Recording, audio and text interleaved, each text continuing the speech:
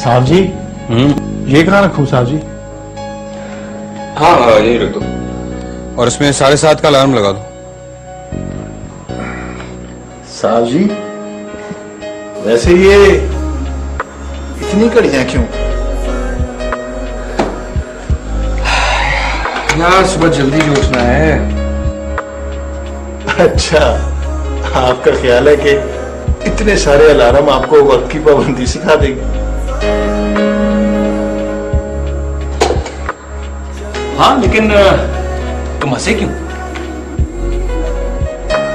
आपके भोलेपन पे साहब जी।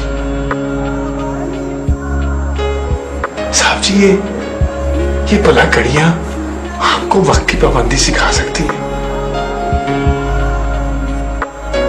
साहब जी वक्त की पाबंदी की आदत तभी पक्की होती है जब बंदा अल्लाह की बनाई हुई घड़ी की सुइयों पर चलना सीख लेता है।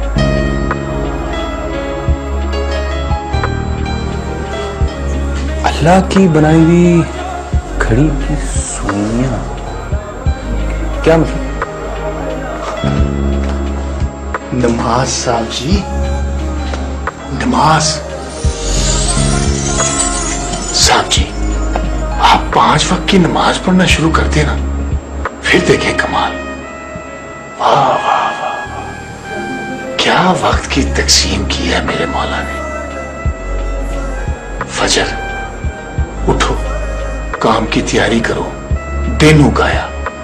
जोहर जरा रुको दम लो खाना शाना खा लो सस्ता लो।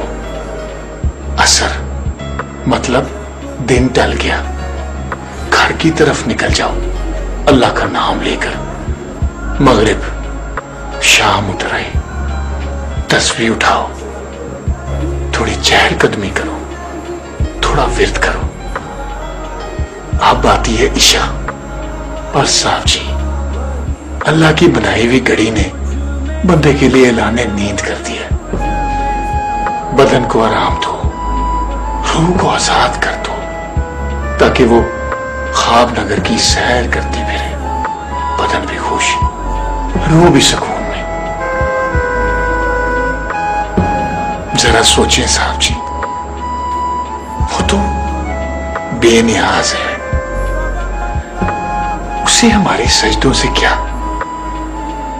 इस नमाज से फायदा तो बंदे का ही है ना।